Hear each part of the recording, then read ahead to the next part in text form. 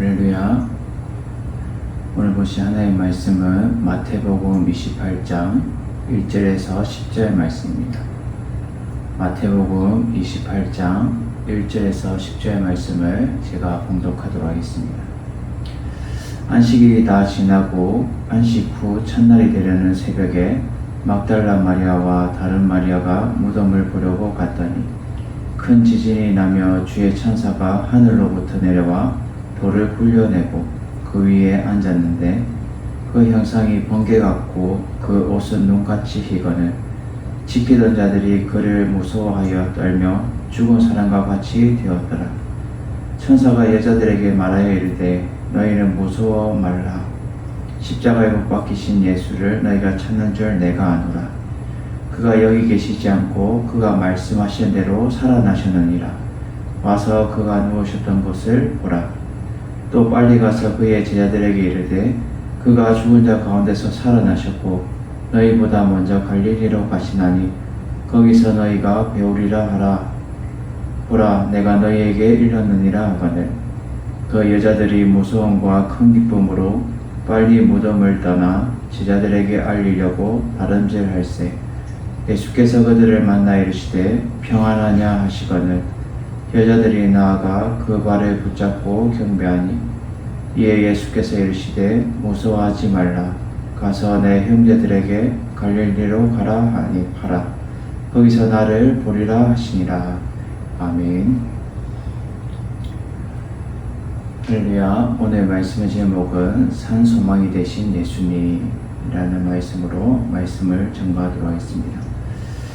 우리가 예수님의 이 삶과 죽음은 그리스도인에게 참으로 중요합니다. 그러나 그의 삶과 죽음을 완성으로 이끄는 역사적인 사건이 없었더라면 그것은 한마디로 무의미할 뿐인 것입니다. 그 역사적인 사건이 하면 바로 이 부활을 말하는 것이죠. 부활이 없다면 결국 인생의 목적도 의미도 없는 셈입니다. 극작가인 사물 베게트는 호흡이라는 희곡을 쓴 적이 있습니다. 이 막이 오르면서 쓰레기가 막 잔뜩 어질러져 있는 그런 무대가 등장하게 되죠. 배경음악이 흘러나오면서 아기의 응애응애 하고 크게 울음으로 시작한 이 연극은 한 노인의 임종의 헐떡임으로 끝이 나게 됩니다. 그리고 이제 막이 쫙 내려오게 되죠. 여기서 이제 베게트가 말하고자 하는 요지는 인생은 허무하고 존재없이 더럽게 산다라는 것입니다. 그러나 이제 성경은 말씀하고 있는 거죠. 베드로전서 1장 3절에서 4절에 우리 주 예수 그리스도의 아버지 하나님을 찬송하리로다. 그의 많으신 긍휼대로 예수 그리스도를 죽은 자 가운데서 부활하게 하심으로 말미암아 우리를 거듭나게 하사 산 소망이 있게 하시며 썩지 않고 더럽지 않고 쇠하지 아니하는 유업을 있게 하시나니 곧 너희를 위하여 하늘에 간직하신 것이라. 아멘. 이것은 한마디로 이 소망을 의미하고 있다라는 것을 말해주고 있는 거죠. 미국 이 보스턴 교외에 골든 코넬 신학대학원이 있습니다.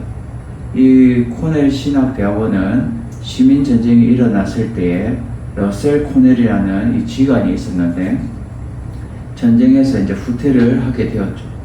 그런데 이 지관이 그만 자신의 이 지도를 버리고 오게 되었습니다. 이 수치스럽게 되어 코넬 대령을 링이라는 소년을 시켜서 자신의 그 지도, 이 칼을 가져오도록 한 거죠.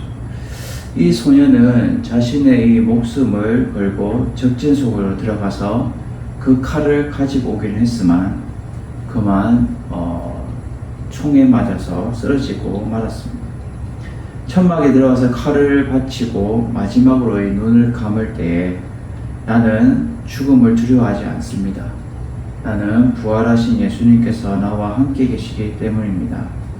나의 친구이신 예수님이 나와 함께 하시기 때문에 나는 죽음을 전혀 두려워하지 않습니다. 라고 말하는 것을 이 홀로 지켜본 이 무신론자였고 또 회의주의자였던 이 코넬은 이 시체 앞에서 무릎을 꿇고 앉아서 이런 고백을 한 거죠. 주여, 이 어린 아이가 나에게 하는 모습을 통해서 내가 어떻게 하면 좋겠습니까? 주여, 이 어린이가 찾는 하나님을 위해 제가 목숨을 바치겠습니다 라고 이 결단을 하게 되었다라는 거죠. 나중에 이 코넬은 신학을 공부하고 자기의 전 재산을 털어서 세운 것이 이 골든 코넬 신학원이다라는 거죠. 이 수많은 지도자들을 이곳에서 배출하게 되었습니다. 이 링의 죽음은 불행이었지만 그의 죽음으로 인해서 코넬 대령에게는 이 새로운 생명이 움트기 시작한 것입니다. 사랑하는 성도 여러분, 우리들도 하나님을 위해서 우리의 시간과 물질과 마음을 온전히 드리면서 참된 부활의 신앙으로 서기를 주님의 이름으로 축원해 드립니다. 우리는 오늘 말씀에서 이 세 가지를 통하여서 부활의 산 증인으로서의 삶을 살아가는 여러분 되시기를 주님의 이름으로 축원을 드립니다. 첫째로 이 부활 신앙은 결국 찾고 기다리는 자의 것이 된다라는 것이죠. 오늘 본문 1절에서 2절 말씀을 제가 봉독하도록 하겠습니다. 안식일이 다 지나고 안식 후 첫날이 되려는 새벽에 막달라 마리아와 다른 마리아가 무덤을 보려고 갔더니 큰 지진이 나며 주의 천사가 하늘로부터 내려와 돌을 굴려내고 그 위에 앉았는데. 아멘. 이 미국 대통령을 지낸 이 부시가 부통령 시절에 이 소련 브레즈네프 수상의 장례식에 미국 대표로 참석하게 되었던 거죠. 이 장례식은 공산당의 관례대로 이제 진행이 되었습니다. 모든 것은 이 죽음을 상징하는 이 검은색이나 붉은색으로 막 덮여 있었던 것이죠. 이 장례식의 말미에는 고인을 위한 마지막 경의를 표하는 순서가 있었고, 이때 이 고인의 부인이 앞으로 나왔습니다. 그녀는 품에 간직했던 이 백합 한 송이를 꺼내서 이제 관 위에 이렇게 놓았던 것이죠. 이 백합은 전통적으로 이 러시아 정교회에서 예수님의 부활을 상징하는 꽃이었던 것이죠. 그리고 이 미망인은 남편의 시신 앞에서 무릎을 꿇었습니다. 그 순간 식장은 정적에 휩싸였던 것이죠. 여인은 기도를 하고 있었습니다. 잠시 후 일어선 그녀는 성호, 즉 이 성부와 성자와 성령의 이름으로 아멘에 따라 차례대로 이 십자가를 끊는 이런 행동을 취하게 된 거죠. 여기저기서 미망인을 따라 이 성호를 걷는 사람들이 많이 있었습니다. 그것은 충격적이었고 이 간격을 쳐다보았던 조지 부시는 이렇게 말했습니다. 나는 이 얼어붙은 소련 땅에 기독교 신앙은 완전히 죽어버린 줄 알았습니다. 그런데 이 순간 부활의 신앙이 부활하고 있는 것을 저는 목격하게 되었습니다. 라고 고백했던 거죠. 부활 신앙은 결국 찾고 기다리는 자의 것이 된다라는 거죠. 오늘 본문 1절에 보면 안식일이 다 지나고 안식 후 첫날이 되는 새벽에 막달라 마리아와 다른 마리아가 무덤을 보려고 갔더니 라고 말씀하는데, 여기서 이 안식일이 다 지나고는 이제 안식일을 완전히 다 지난 후에다 라는 것을 말해주고 있는 거죠. 깊은 밤이 다 지나고 있는 이 시점입니다. 그리고 이 안식 후 첫날이 되는 새벽에 라고 말하는데, 이 새벽에는 안식일이 지난 후 첫날은 오늘날의 이 일용일, 즉 주일을 말하는 것입니다. 구약의 안식일이 예수님의 이 부활하심으로 인하여서 주일로 대체되어 지키게 되었음을 나타내고 있는 거죠. 이러한 날에 누가 무덤을 찾았나요? 이 막달라 마리아와 다른 마리아가 무덤을 보려고 갔더니 라고 말하듯이 이 두 여인이 이미 예수님이 무덤에 묻히기 전에 이미 예수님 돌아가시는 것을 확인했고 또 목도했고 다시 그것을 되찾아게 된 거죠. 그래서 다시 무덤을 찾은 것입니다. 이 모습을 보면 그만큼 이 막달라 마리아와 다른 마리아, 달인 마리아라고 지금 말하고 있는데, 이 다른 마리아는 예수님의 어머니를 말하고 있는 거죠. 그만큼 간절하게 이 예수님을 보고픈 마음이 간절했다라는 거죠. 이 모습을 보면 예수님을 간절히 찾고 사모하는 것은 예수님이 다시 부활하시기를 바라고 있다는 거죠. 이렇게 기다리는 두 여인에게 예수님은 이 빈 무덤에 이어 그들에게 직접 나타내 보여주시는 것을 알 수가 있습니다. 9절에 예수께서 그들을 만나 이르시되 평안하냐 라고 부활하시고 나서 처음으로 이 여자들에게 직접 나타나셨다는 것은 부활의 이 산증인으로서의 여인을 택하심으로 큰 소망과 위로를 주시는 것입니다. 2절에 보면 큰 지진이 나며 주의 천사가 하늘로부터 내려와 돌을 굴려내고 그 위에 앉았는데 라고 말씀하는데, 여기서 이 큰 지진이 나면은 하나님께서 지금 강림하셔서 역사하실 때에 나타나는 현상으로 하나님의 크신 능력이 함께 역사했음을 의미하며, 또한 여인들과 다른 주위의 사람들로 하여금 예수님이 부활하시고 무덤이 비어있다는 사실을 알게 해주는 것입니다. 천사가 하늘로부터 내려와 돌을 굴려내고 그 위에 앉았는데, 여기에 이 천사 또한 예수님의 이 부활의 산증인으로서 예수님의 무덤이 비어있다는 것을 확증하고 보존하는 일에 영광스럽게 쓰임받는 도구였다라는 것입니다.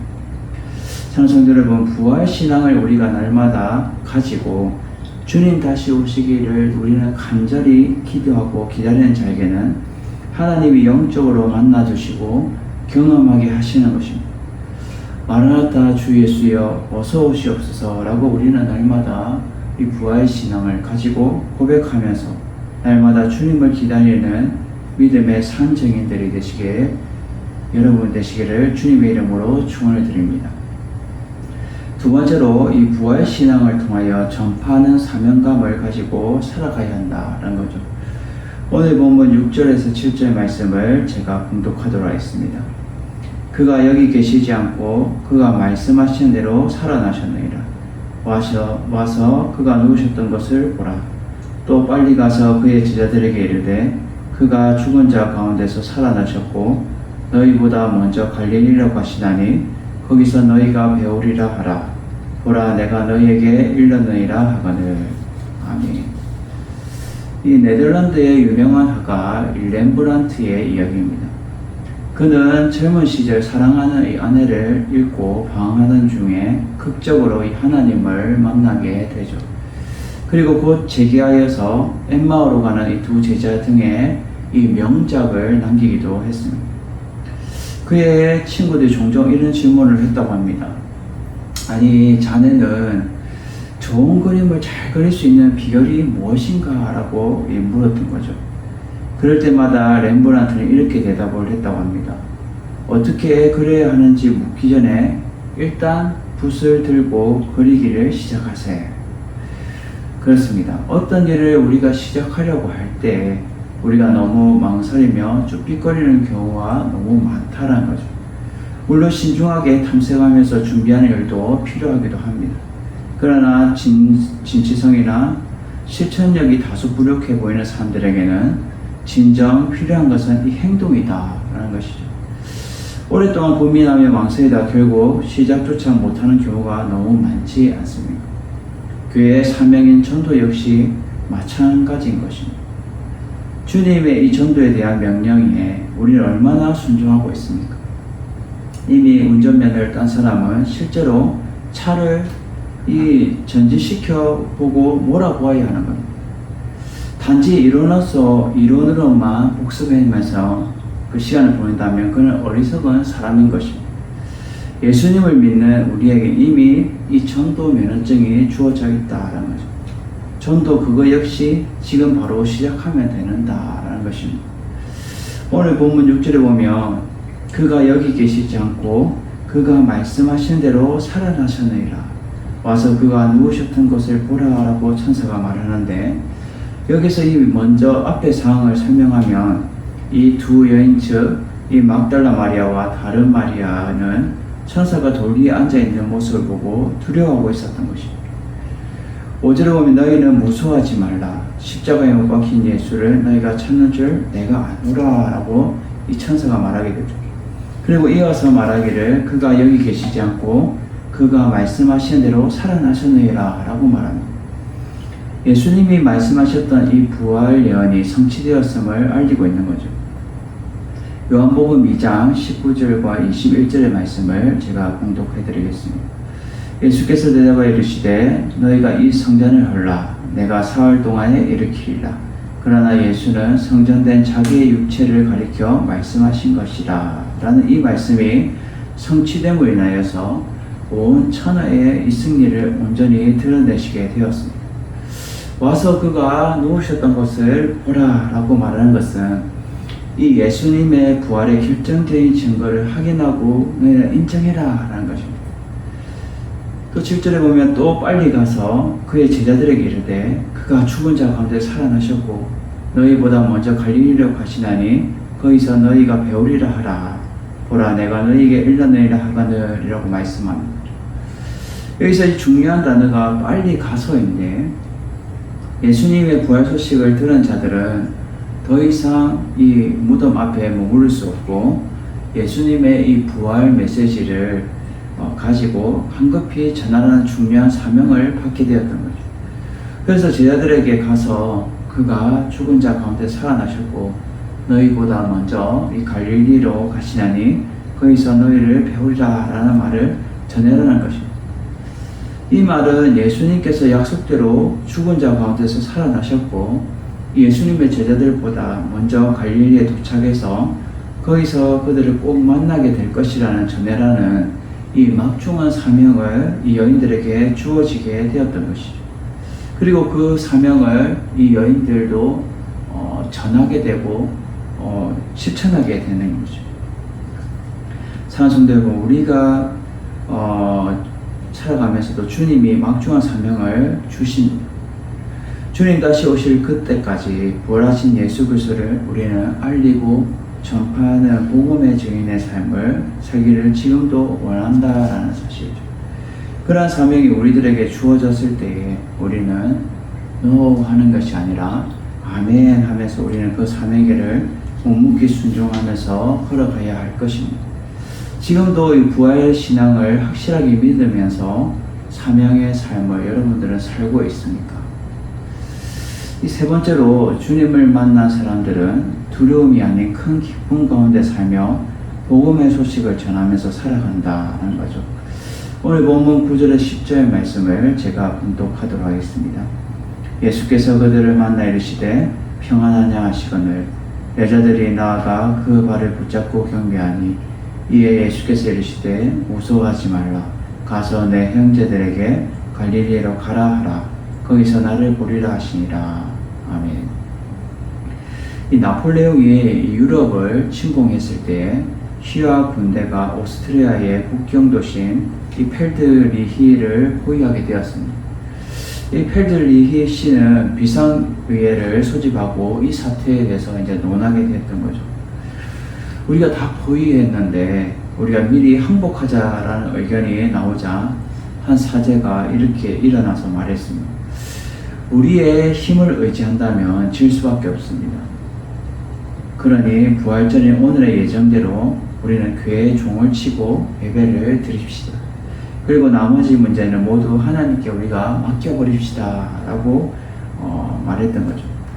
그 사제의 말에 이 시의원 모두가 찬성하였고 이 펠드리히 시의 그의 우렁찬 종소리가 꽝꽝꽝 울리게 되고 기쁨의 찬송 소리가 퍼져나게 되었습니다. 이 소리를 들은 프랑스군 진영에서는 이 오스트리아에 부온병이 온 것이 틀림없다라고 판단하고 이 군대를 돌려 다른 곳으로 퇴각하게 되었던 거죠. 이 펠드리 시민들은 하나님만을 전적으로 신뢰함으로 이 막강한 나폴레옹의 군대를 맞아 승리할 수 있었다라는 거죠. 우리가 하나님만을 의지하고 그분께 모든 것을 맡기는 이 믿음은 이 위대한 역사를 이루어내는 것입니다. 오늘 본문 9절을 보면 예수께서 그들을 만나 이르시되 평안하냐 하시거늘 여자들이 나아가 그 발을 붙잡고 경배하니 이 여인들은 제자들에게 빨리 알리고자 돌아가는 가운데 그 기쁜 소식을 천사들을 만나서 기쁜 소식을 빨리 제자들에게 우리가 알리자 하고 돌아가는 가운데 이 극적으로 예수님을 만나게 됩니다. 이 예수님은 여인들에게 평안하냐라고 말씀하시는데 이 의미는 유대인들의 일반적인 인사말인 기뻐하라라는 뜻을 가지고 있는 거죠.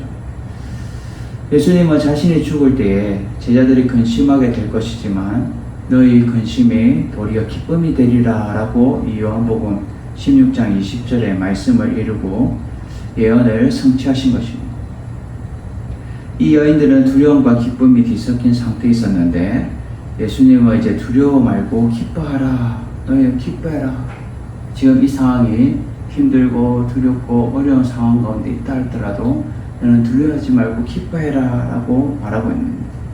이럴 때 여자들이 어떻게 행동을 합니까? 여자들이 나가서 예수님의 발을 붙잡고 경배하게 되죠. 이 같은 행동은 절대적인 존경과 이 뜨거운 사랑의 표시인 것입니다.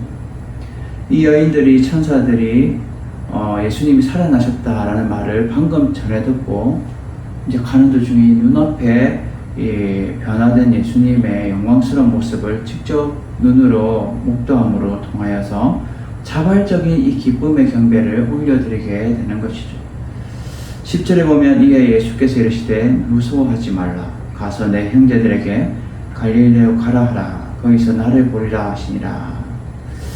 지금 예수님은 여인들에게 무서워하지 말라라고 위로하시며 제자들이 아닌 내 형제들에게 전하기를 갈릴리로 가면 예수님을 보게 된다라고 말합니다.